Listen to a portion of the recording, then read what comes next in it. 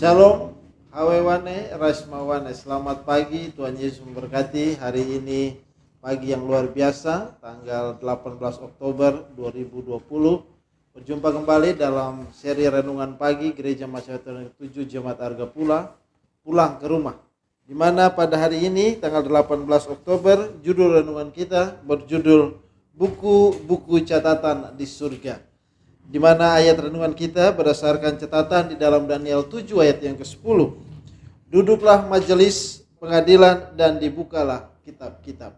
Kalau kita baca buku renungan kita pada pagi hari ini, menjelaskan kepada kita bahwa minimal ada 2 kitab yang dicatat oleh hamba Tuhan Nyonya Ellen G. White dalam buku Alfa dan Omega jilid 8 halaman 502 dan 503. Tetapi sebelum itu, untuk melihat situasi seperti yang terjadi sepanjang bulan ini, di mana pada waktu Kristus masuk ke bilik yang maha suci, mempunyai gambaran ketika imam besar di atas dunia ini masuk ke bilik yang maha suci yang sama di bait suci atau kemah pertemuan yang dibangun oleh Musa.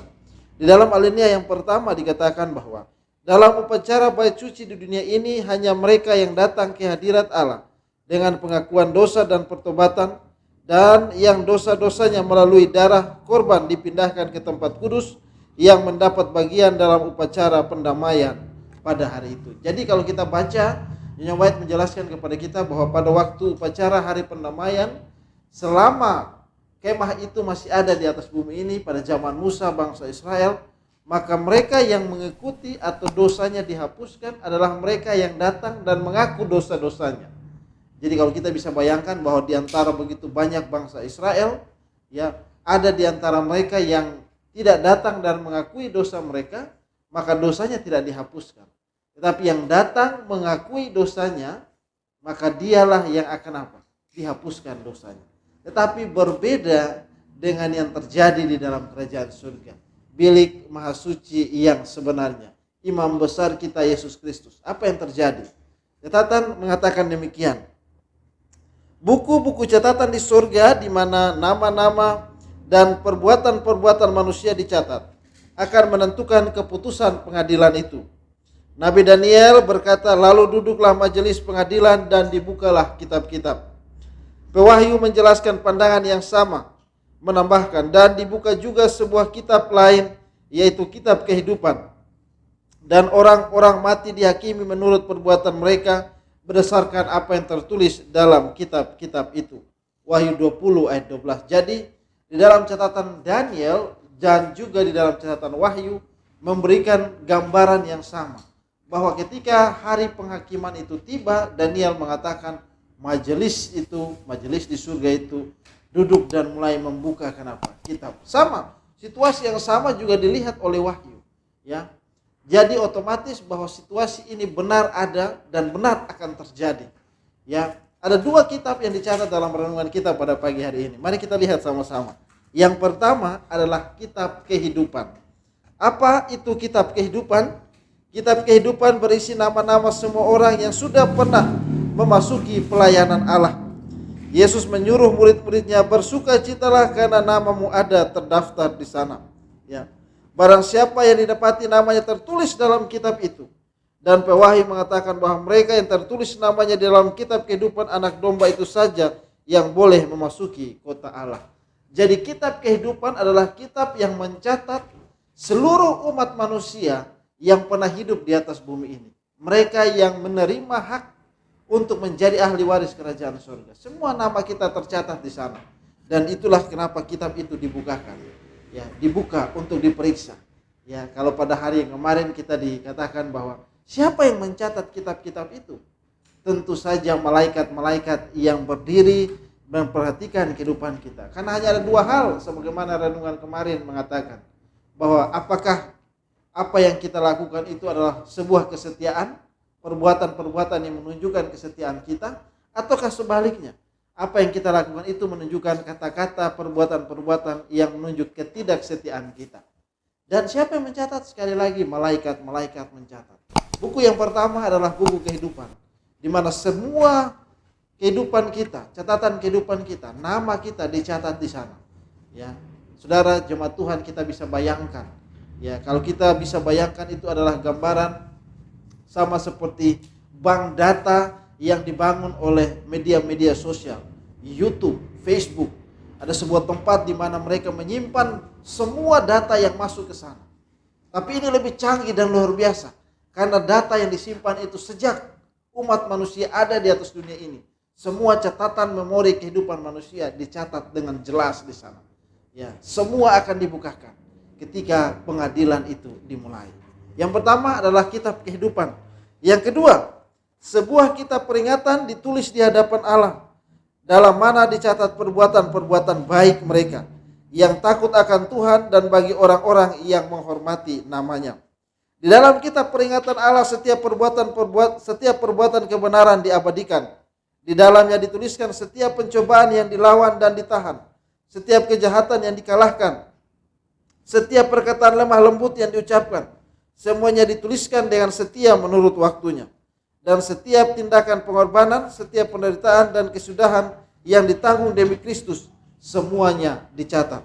Jadi, kitab peringatan, kitab yang kedua, apa yang dicatat dalam kitab peringatan adalah semua perbuatan-perbuatan baik kita. Semua kemenangan-kemenangan kita atas pencobaan, tantangan dalam kehidupan kita. Semua situasi di mana kita mengatakan, Yesus tolong saya. Semua saat di mana kita mengatakan, saya semakin hilang, tetapi Yesus Kristus dia akan muncul di sana. Ketika kita tidak bisa menghadapi situasi dalam kehidupan kita, kita mengatakan, Yesus tolong saya. Di sanalah dicatat apa? Di dalam buku peringatan. Ya. Ketika kita dicatat dalam buku peringatan semua perbuatan-perbuatan kita yang menang melawan dosa, maka di sanalah akan membuktikan apakah banyak, ya, kalau dalam bahasa kita yang sederhana, kreditnya. Apakah kredit kita berada dalam buku kehidupan ataukah kredit kita berada dalam buku peringatan? Ketika kehidupan kita lebih banyak dicatat dalam buku peringatan, otomatis neraca kita, perbuatan baik kita, maka itu lebih banyak. Sama seperti yang terjadi dengan Raja Belsasar. Ketika ia ditimbang, ya ternyata didapati ringan. Ya, peringatan, buku catatan peringatannya kosong. Tidak ada kehidupannya, pengalamannya bersama dengan Kristus. Oleh sebab itu renungan kita pada pagi hari ini mengatakan, mari perbanyak catatan-catatan kita di dalam buku peringatan. Ya, perbanyak pengalaman-pengalaman rohani kita bersama dengan Yesus. Sehingga itu dicatat oleh malaikat-malaikat yang ada di sekitar kita. Dan membuat neraca kita, kredit poin kita bertambah. Sehingga ketika pengadilan sebagaimana yang dituliskan dalam ayat renungan kita. Ketika majelis pengadilan itu duduk dan dibukalah kitab kita. Ketika mereka membuka kitab peringatan di mana tertulis nama pendeta Paul di sana. Maka akan didapati, semua perbuatan kehidupannya mengatakan bahwa ia terus mencari Yesus. Dan nama ini layak untuk mendapatkan ahli waris kerajaan surga. Tetapi sangat disayangkan jika kita tidak membuat catatan kredit kita semakin banyak dalam buku peringatan. Ya. Oleh sebab itu, renungan kita pada pagi hari ini, di dalam minggu bekerja di hadapan kita, mari perbanyak kehidupan kita yang semakin bergantung kepada Yesus. Sehingga dalam kehidupan pengalaman rohani kita datang dekat kepada siapa? Yesus. Dan malaikat pencatat kita akan mencatat nama perbuatan-perbuatan baik kita di dalam buku peringatan atau kitab peringatan. Kiranya ini menjadi motivasi bagi umat Tuhan melangkahkan kaki pada hari bekerja ini dengan sebuah harapan, dengan sebuah semangat bahwa saya ingin menambahkan catatan kehidupan saya di dalam buku peringatan. Sehingga ketika Yesus datang di kali yang kedua, saya siap untuk pulang ke dalam kerajaan surga.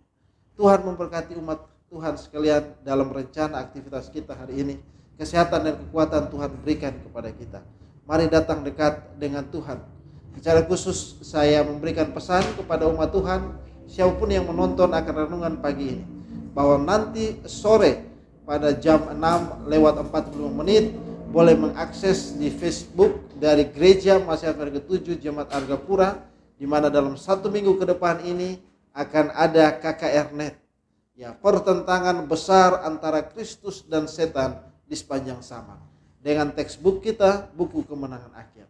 Mari umat Tuhan luangkan waktu untuk mendengarkan firman Tuhan yang kiranya boleh menjadi motivasi kekuatan bagi kita di tengah situasi dunia yang terjadi.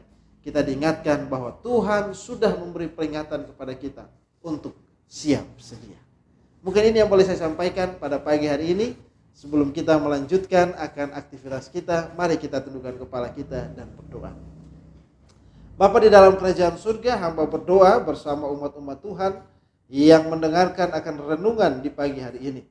Kiranya kami keluar melangkahkan kaki kami dengan sebuah hati yang mengatakan bahwa saya ingin menambahkan catatan saya di dalam buku peringatan. Sehingga ketika Engkau datang ya Bapa di kali yang kedua, kami didapati memiliki catatan-catatan yang setiap hari adalah catatan pengalaman kami dengan Yesus Kristus sebagai Tuhan dan Juru Selamat. Karena kami rindu pulang ke surga ya Bapa. Cepatlah datang kembali ya Bapa, sehingga kami boleh pulang dalam kerajaan surga. Bapa, hamba berdoa untuk umat-umat Tuhan, penjagaan-Mu menjadi bagian bagi kami, kesehatan, kekuatan dalam rencana aktivitas kami hari ini. Secara khusus bersama Jemaat Argapura, di mana kami akan memulai KKR Net, biarlah tangan kasih-Mu menjadi bagian kami, sehingga pekabaran firman Tuhan dalam seri pembahasan di sepanjang minggu ini menjadi berkat bagi umat Tuhan, bagi mereka yang mendengarkannya, dan semakin hari kami dipersiapkan untuk menantikan kedatangan-Mu yang kedua kali. Bapa di dalam kerajaan surga, inilah doa dan harap kami di pagi hari ini. Dengar dan sempurnakan di dalam tangan kasih-Mu saja. Karena hamba-Mu berdoa di dalam nama Yesus, ya adalah Tuhan dan Juru Selamat kami. Amin. Inilah renungan kita di pagi hari ini. Sekali lagi saya mengucapkan selamat pagi untuk kita semua. Hawe wane, Raisma wane. Selamat pagi, Tuhan Yesus memberkati. Shalom.